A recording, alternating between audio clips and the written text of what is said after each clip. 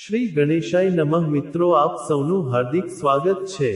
અત્યારે પવિત્ર, પરમ દિવ્ય અને જન્મોજન્મના દારિદ્ર્ય અને કષ્ટો હરી લેનારો વ્રતરાજ અધિક માસ એટલે કે શ્રી પુરુષોત્તમ માસ ચાલી રહ્યો છે। ત્યારે આપણે સાંભળી રહ્યા છીએ પુરુષોત્તમ માસના પરમ પવિત્ર મહાત્મયની પ્રેરણાદાયી પૌરાણિક કથા, લોકવાર્તા અને મધુર સંકીર્તન। આજે પુરુષોત્તમ માસનો 14મો દિવસ છે। આજે આપણે સાંભળીશું પુરુષોત્તમ માસ કથાનો અધ્યાય 14મો।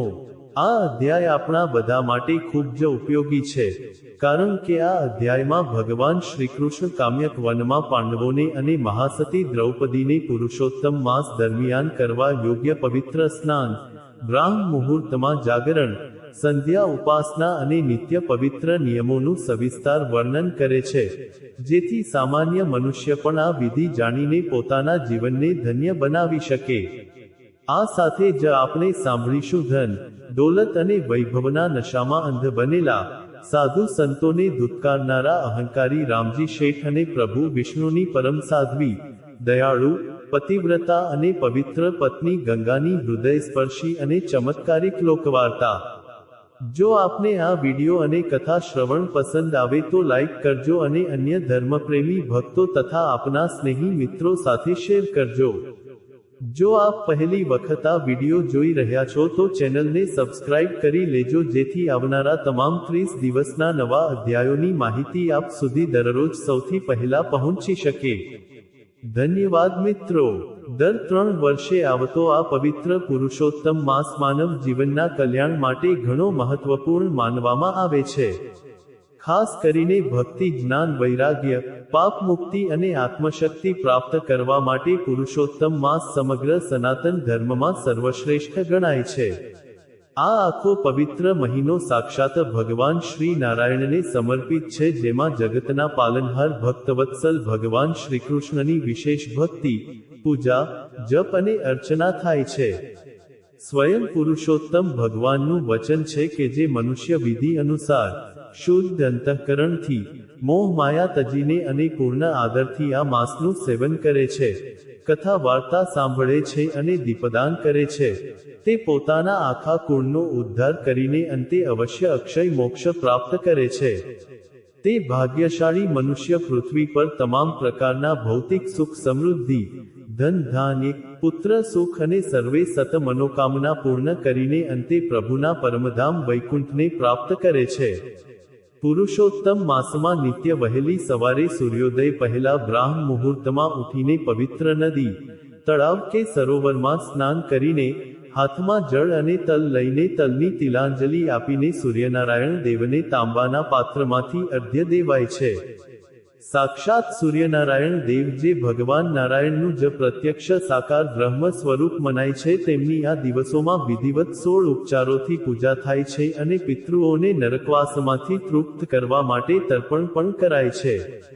શાસ્ત્રો, વેદો અને પુરાણોમાં સ્પષ્ટ કહેવાય છે કે આ માસમાં જે કંઈ પણ આપણે નાનું મોટું દાન પુણ્ય કરીએ છીએ, અન્નદાન, વસ્ત્રદાન, પાઠ પૂજા, વ્રત ઉપવાસ કે રામ નામનો જપ કરીએ છીએ, તેનું સામાન્ય દિવસો કરતા 1000 ગણું પુણ્ય ફળ પ્રાપ્ત થાય છે। એટલા માટે જ તો આ માસને અધિક માસ કહેવાય છે, કારણ કે અહીં સામાન્ય જીવને પ્રભુ તરફથી અધિકથી અધિક ફળ અને અગણિત કૃપા પ્રાપ્ત થાય છે। આજે આપણે સાંભળશું પુરુષોત્તમ માસના 14મા દિવસના મહાત્મયની મુખ્ય પૌરાણિક કથા, એટલે કે પુરુષોત્તમ માસની પવિત્ર વ્રત વિધિ। બોલો પુરુષોત્તમ ભગવાનની જય। મહાજ્ઞાની સુતજી નૈમિષારણ્યના 88,000 શૌનકાદી ઋષિઓને આગળ કથા સંભળાવતા કહે છે કે હે મુનિઓ, હવે તમે 14મા અધ્યાયની તે પરમ પવિત્ર અને જ્ઞાનથી સભર કથા સાંભળો, જે સાક્ષાત ભગવાન નારાયણ બદ્રિકાશ્રમની પરમ શાંતિ આપનારી પવિત્ર ભૂમિ પર બેસીને દેવર્ષિ નારદજીને કહી રહ્યા છે। પ્રભુ નારાયણ બોલ્યા કે હે નારદ, જ્યારે ભગવાન શ્રીકૃષ્ણ પાંડવોને દ્રૌપદીના પૂર્વજન્મની વાત કહી રહ્યા હતા, ત્યારે ધર્મરાજ યુધિષ્ઠિરે પ્રભુને વંદન કરીને પૂછ્યું કે હે પ્રભુ, આપની આજ્ઞા માથે ચડાવી અમે ભવિષ્યમાં આ વ્રત ચોક્કસ કરીશું, પણ કૃપા કરીને આ પુરુષોત્તમ માસમાં સ્નાન અને નિત્ય નિયમોની સાચી શાસ્ત્રોક્ત વિધિ શું છે તે અમને વિસ્તારપૂર્વક કહો। ભગવાન શ્રીકૃષ્ણ પાંડવો સામે જોઈ હસીને બોલ્યા કે હે યુધિષ્ઠિર, આ વ્રતના નિયમો બહુ પવિત્ર છે. વ્રત કરનારે રોજ વહેલી સવારે સૂર્યોદય પહેલા બ્રાહ્મ મુહૂર્તમાં જાગરણ કરવું જોઈએ. જાગીને સૌ પ્રથમ પથારીમાં બેઠા બેઠા પોતાના બંને હાથની હથેળીના દર્શન કરવા જોઈએ અને સાક્ષાત ભગવાન નારાયણનું સ્મરણ કરવું જોઈએ. ત્યારબાદ પૃથ્વી માતાને ક્ષમા માંગી પગ જમીન પર મૂકવો. નિત્યકર્મ પતાવ્યા પછી વ્રત કરનારે પવિત્ર નદી, તળાવ કે વાવ પર જઈને સ્નાન કરવું જોઈએ. જો ઘરમાં સ્નાન કરવાનું હોય તો પણ પાણીની અંદર થોડા ગંગાજળના ટીપા અને તુલસી પત્ર નાખીને સ્નાન કરવું જોઈએ. સ્નાન કરતી વખતે મનમાં સાક્ષાત વરુણ દેવનું અને પ્રભુ પુરુષોત્તમનું ધ્યાનમાંથી ઓમ નમો ભગવતે વાસુદેવાય મંત્રનો સતત જાપ કરવો. સ્નાન પતાવ્યા પછી પવિત્ર શ્વેત અથવા પીળા વસ્ત્રો ધારણ કરવા. ત્યારબાદ તાંબાના લોટામાં શુદ્ધ જળ ભરી તેમાં લાલ ચંદન, અક્ષત અને ફૂલ નાખીને સૂર્યનારાયણ દેવ સામે ઊભા રહી બંને હાથ ઊંચા કરી અર્ધ્ય આપવો. અર્ધ્ય આપતી વખતે સૂર્ય દેવતાને વિનંતી કરવી કે હે ભાસ્કર, હે નારાયણ સ્વરૂપ, મારું આ વ્રત આપની કૃપાથી નિર્વિઘ્ન પૂરું થાય તેવા આશીર્વાદ આપો. ત્યારબાદ ઘરમાં પ્રભુની મૂર્તિ કે છબી સામે બેસી ગાયના શુદ્ધ ઘીનો દીવો પ્રગટાવવો. ભગવાનને ચંદનનું તિલક કરવું, ધૂપ આપવો અને તુલસીની માળાથી પ્રભુના મંત્રોનો જાપ કરવો. વ્રત દરમિયાન દિવસમાં સદાય સત્ય બોલવું, કોઈની પણ નિંદા કે કુથલી કરવી નહીં અને બપોરના સમયે પુરુષોત્તમ મહાત્મ્યના પવિત્ર અધ્યાયનું શ્રવણ કરવું. સાંજ પડે એટલે ફરીથી પ્રભુની કપૂર આરતી કરવી અને આંગણામાં તુલસી ક્યારા પાસે ઘીનો દીવો પ્રગટાવી દીપદાન કરવું. હે નારદ, સાક્ષાત શ્રીકૃષ્ણના મુખેથી નિત્ય પૂજનની આવી સુંદર વિધિ સાંભળીને પાંડવો કૃતાર્થ થઈ ગયા અને વ્રતની પવિત્રતા સમજી ગયા. અહીં બૃહદ નારદીય પુરાણનો 14મો અધ્યાય સંપૂર્ણ થાય છે. બોલો પુરુષોત્તમ ભગવાનની જય. હવે આપણે સાંભળીએ પુરુષોત્તમ માસના 14મા દિવસની પરમ પવિત્ર, ધાર્મિક અને અદ્ભુત બોધ આપનારી લોકવાર્તા એટલે કે અહંકારી રામજી શેઠ અને સદ્ગુણી પત્ની ગંગાની હૃદય સ્પર્શી કથા. બોલો ભગવાન શ્રીકૃષ્ણની જય. પ્રાચીન સમયની આ સત્ય ઘટના છે. પાટણ નગરીમાં રામજી નામનો એક ભારે પ્રતિષ્ઠિત, વગદાર અને અતિ ધનાઢ્ય મહાજન શેઠ રહેતો હતો. તેની પાસે સોના મોહરોથી ભરેલી મોટી મોટી લોખંડની તિજોરીઓ, અઢળક જમીન જાયદાદ, વહાણો અને સેંકડો નોકર ચાકરોની કોઈ કમી નહોતી. પરંતુ લક્ષ્મીની અતિશય પ્રબળતા અને સત્તાના કારણે રામજી શેઠ મનનો ભારે લોભી, કંજૂસ, ક્રૂર અને અભિમાની માણસ હતો. તે સદાય ગરીબ વ્યાપારીઓ અને લાચાર ખેડૂતોને પોતાના વ્યાજના ચક્રવ્યૂહમાં ફસાવી તેમના ઘરો અને જમીનો પડાવી લેતો હતો.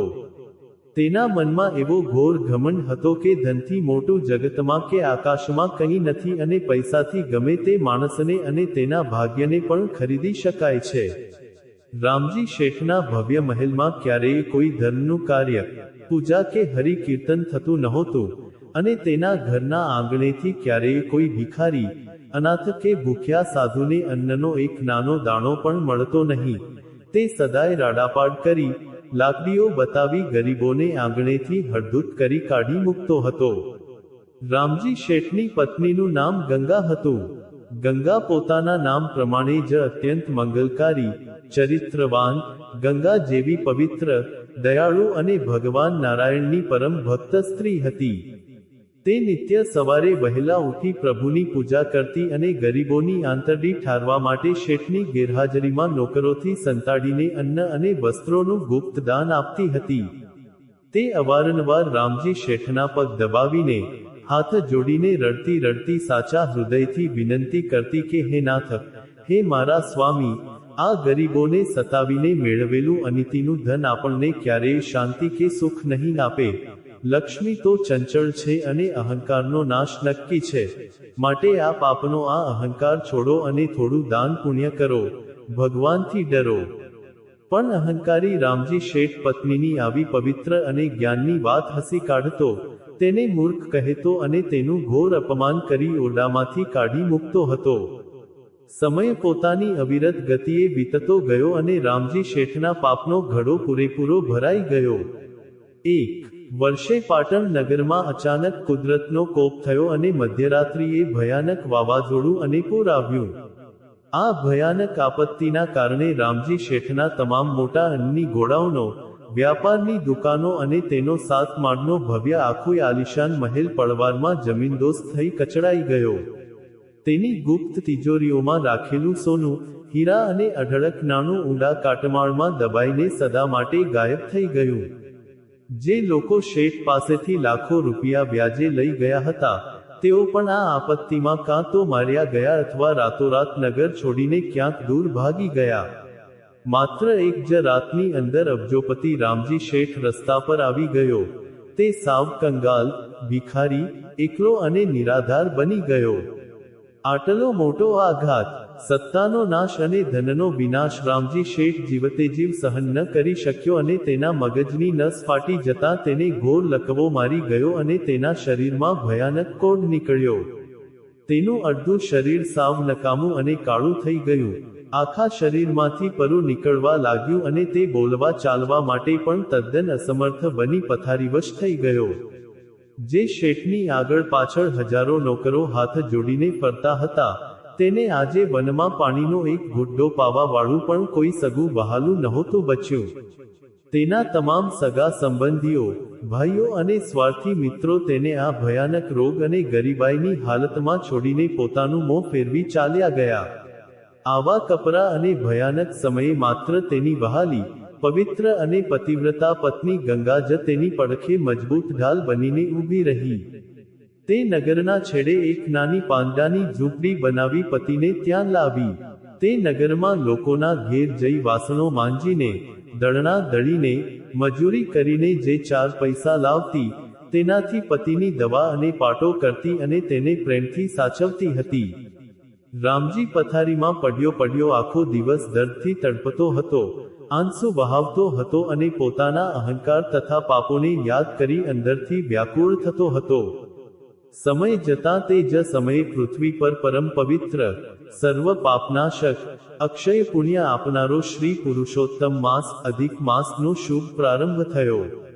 ગંગાએ પ્રભુ પુરુષોત્તમના ચરણોમાં માથું ટેકવી આખો મહિનો કઠોર વ્રત કરવાનો દ્રઢ સંકલ્પ કર્યો. તે રોજ સવારે સૂર્યોદય પહેલા ઉઠીને પવિત્ર નદીમાં સ્નાન કરવા જતી, કાંઠાગોરમાંની પવિત્ર વાર્તા સાંભળતી અને ઝૂંપડીમાં આવી પથારીવશ, કોઢથી પીડાતા પતિ રામજીના માથા પર અને શરીર પર પ્રભુના ચરણામૃતનું પવિત્ર જળ છાંટતી અને તેની સામે બેસીને પુરુષોત્તમ મહાત્મ્યના કલ્યાણકારી અને કરુણાથી ભરેલા અધ્યાયો બહુ જ ભાવ અને મોટા અવાજે વાંચીને સંભળાવતી હતી. રામજી હલનચલન કરી શકતો નહોતો, પણ તે પથારીમાં લાચાર થઈ પડ્યો પત્ની ગંગાના મુખેથી આ દિવ્ય પૌરાણિક કથાઓ બહુ જ શ્રદ્ધા, આદર અને એકાગ્રતાથી સાંભળતો હતો. જેમ જેમ કથાના પવિત્ર શબ્દો દરરોજ તેના કાનમાં ગયા, તેમ તેમ પુરુષોત્તમ ભગવાનની દિવ્ય માયાથી રામજી શેઠનું પાષાણ જેવું કઠોર હૃદય પીગળવા લાગ્યો. તેનો સઘળો અહંકાર, લોભ અને ઘમંડ ઓગળી ગયા, અને તેને જ્ઞાન થયું કે ધન તો માત્ર હાથનો મેલ છે, સાચું ધન તો પ્રભુની ભક્તિ અને સંતોષ છે. તેની આંખોમાંથી પસ્તાવાના આંસુઓની નદી વહેવા લાગી.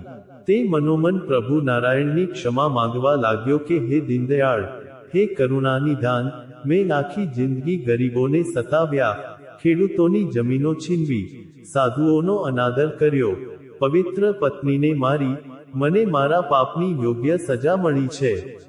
પ્રભુ, મને આ રોગથી મુક્તિ ન આપો તો કાંઈ નહીં, પણ કૃપા કરી મારા આ અશુદ્ધ આત્માનો ઉદ્ધાર કરો. આખો મહિનો ગંગાએ પાણી પીને આકરું વ્રત કર્યું અને રામજી ઘોર પથારીમાં સૂતા માત્ર સાચો પસ્તાવો કરી, એકચિત્તે કથા શ્રવણનું પરમ પુણ્ય મેળવ્યું. પુરુષોત્તમ માસના વ્રતના પરમ પ્રભાવથી અને કથા શ્રવણના અમોઘ પુણ્યથી વ્રતના અંતિમ દિવસે એટલે કે અમાસના દિવસે એક બહુ મોટો અને અકલ્પનીય ચમત્કાર થયો. વ્રતના છેલ્લા દિવસે જ્યારે ગંગા પ્રભુ પુરુષોત્તમની અંતિમ આરતી ઉતારી રહી હતી અને કપૂર પ્રગટાવી ઘંટડી વગાડી રહી હતી, ત્યારે અચાનક રામજીના લકવાગ્રસ્ત અને કોઢવાળા અંગોમાં એક દિવ્ય શક્તિનો સંચાર થયો. તેનું આખું શરીર પળવારમાં જ એકદમ સ્વસ્થ, સુંદર, રોગમુક્ત, કોઢ વગરનું અને સોના જેવું તેજસ્વી બની ગયું. તે કૂદકો મારી પથારીમાંથી ઊભો થઈ ગયો અને દોડીને પત્ની ગંગાના ચરણો પકડી લીધા અને હર્ષના આંસુ વહાવતા બોલ્યો કે હે દેવી, તું મારી પત્ની નહીં પણ સાક્ષાત પ્રભુની મોકલેલી દૂત છે. તારી ભક્તિ અને આ પવિત્ર પુરુષોત્તમ માસના તાપે આજે આ પાપી રામજીને નવું જીવન અને નવી દિવ્ય બુદ્ધિ મળી છે. તે જ ક્ષણે આખી ઝૂંપડીની અંદર કરોડો સૂર્ય સમાન એક દિવ્ય પ્રકાશ ફેલાયો અને સાક્ષાત ભગવાન પુરુષોત્તમ ચતુર્ભુજ સ્વરૂપે હાથમાં શંખ ચક્ર ધારણ કરી રાધાજી અને લક્ષ્મીજી સાથે પ્રગટ થયા. પ્રભુના આવા અલૌકિક દર્શન કરતા જ બંને દંપતી આંસુ વહાવતા પ્રભુના શ્રી ચરણોમાં સાષ્ટાંગ દંડવત પ્રણામ કરી ઢળી પડ્યા. ભગવાને હસીને પોતાના કોમળ હાથે રામજીને બેઠો કર્યો અને મધુર વાણીમાં કહ્યું કે હે રામજી, તારા પાપ બહુ મોટા અને ઘોર હતા, જેની સજા તને નરકમાં મળવાની હતી. પણ આ પવિત્ર માસમાં તે જે પરમ શ્રદ્ધાથી પત્નીના મુખેથી મારા મહાત્મયની કથા વાર્તાનું શ્રવણ કર્યું છે અને અંતઃકરણથી સાચો પસ્તાવો કર્યો છે, તેનાથી તારા તમામ 7 જન્મોના પાપો ભસ્મ થઈ ગયા છે. પ્રભુએ ગંગાને આશીર્વાદ આપ્યા કે તારી પવિત્રતા અને વ્રતથી તારો આખોય પરિવાર ધન્ય બન્યો છે. ભગવાને તેમની નાની પાંદડાની ઝૂંપડીને સાક્ષાત હીરા મોતીથી જડાયેલા સોનાના સુંદર મહેલમાં બદલી નાખી અને કાટમાળમાં દબાયેલું તેમનું બધું જ ધન બમણું કરીને પાછું પૃથ્વી પર પ્રગટ કરી દીધું. રામજી શેઠ તે દિવસથી તદ્દન બદલાઈ ગયો. તેણે પોતાના અઢળક ધનનો મોટો ભાગ ગરીબોની સેવા પાછળ, અનાથ આશ્રમો અને અન્નક્ષેત્રો ચલાવવામાં તથા ગાયોની વિશાળ ગૌશાળા બનાવવામાં વાપરી નાખ્યો અને પોતે પત્ની સાથે નિત્ય પ્રભુ પુરુષોત્તમની ભક્તિ કરવા લાગ્યો. જીવનના અંત સમયે સાક્ષાત ભગવાન પુરુષોત્તમનું સોનાનું દિવ્ય વિમાન પૃથ્વી પર આવ્યું અને રામજી તથા ગંગા સદેહે પૃથ્વી પરથી સીધા પરમધામ વૈકુંઠમાં સદાકાળના અખંડ સુખ માટે ગયા. હે ભગવાન પુરુષોત્તમ, જેવા તમે રામજી શેઠનો સાચો પસ્તાવો સ્વીકારી ગંગાની ભક્તિ અને વ્રતથી તેમના પર પડ્યા અને તેમનો ઘોર કષ્ટોમાંથી ઉદ્ધાર કર્યો, તેવા આ પવિત્ર 14મા અધ્યાયની દિવ્ય કથા કહેનાર, સાંભળનાર, પૂજન કરનાર અને આ વિડિયો શ્રદ્ધાથી જોનાર સૌ ધર્મપ્રેમી ભક્તોને ફળજો અને સૌનું પરમ કલ્યાણ કરજો. બોલો પુરુષોત્તમ ભગવાનની જય. તો વહાલા ધર્મપ્રેમી મિત્રો, આપણે સાંભળ્યું પુરુષોત્તમ માસના 14મા પવિત્ર દિવસના મહાત્મયની કથા તથા તેની શ્રેષ્ઠ બોધ આપનારી લોકવાર્તા. મને પૂર્ણ શ્રદ્ધા, વિશ્વાસ અને આશા છે કે આપને આ સુંદર વિડિયો જરૂરથી પસંદ આવ્યો હશે. આવો હવે આપણું મન અને વાણી પવિત્ર કરવા માટે 2 મિનિટ પ્રભુના શ્રી ચરણોમાં ધ્યાન ધરીને ભગવાન પુરુષોત્તમનું પરમ મધુર અને દિવ્ય સંકીર્તન પ્રેમપૂર્વક કરીએ. બોલો પૂર્ણ પુરુષોત્તમ ભગવાનની જય. હે કરુણાના કરનારા, તારી કરુણાનો કોઈ પાર નથી. હે સંકટના હરનારા, તારી કરુણાનો કોઈ પાર નથી. મારા પાપ ભર્યા છે એવા હું તો ભૂલ્યો કરવી તારી સેવા. મારી ભૂલોના ભૂલનારા, તારી કરુણાનો કોઈ પાર નથી. હે પરમ કૃપાલુ વહાલા, મેં તો પીધા જગતમાં વિષના પ્યાલા. એ વિષને અમૃત કરનારા, તારી કરુણાનો કોઈ પાર નથી. હું તો અંતરમાં થઈ રાજી નિત્ય ખેલ્યો હું અવળી પાજી. એ અવળીને સવળી કરનારા, તારી કરુણાનો કોઈ પાર નથી. મને જડતો નથી સંસારમાં કિનારો, મારો ક્યાંથી આવે આ નૈયાનો આરો. મારા સાચા ખેવનહારા, તારી કરુણાનો કોઈ પાર નથી. ભલે છોરું કચોરું થાય પણ તું તો સાચો માવતર કહેવાય. મીઠી છાયાના દેનારા, તારી કરુણાનો કોઈ પાર નથી. છે ભક્તનું દિલ આજે ઉદાસી, તારા ચરણે લેજે મને અવિનાશી. રાધાના દિલ હરનારા, તારી કરુણાનો કોઈ પાર નથી. હે કરુણાના કરનારા, તારી કરુણાનો કોઈ પાર નથી. હે સંકટના હરનારા, તારી કરુણાનો કોઈ પાર નથી. બોલો ભગવાન પુરુષોત્તમની જય. શ્રી રાધા કૃષ્ણ ચંદ્ર દેવની જય. મિત્રો, મને આટલી શાંતિ અને ભક્તિભાવથી સાંભળવા માટે આપ સૌ શ્રોતાઓનો ખૂબ ખૂબ ધન્યવાદ. આવતીકાલે આપણે પુરુષોત્તમ માસના 15મા અધ્યાયની દિવ્ય કથા સાથે ફરી મળીશું. ત્યાં સુધી પ્રભુ ભક્તિમાં લીન રહો. આપ સૌ ભક્તોને મારા હૃદયપૂર્વકના જય શ્રી કૃષ્ણ.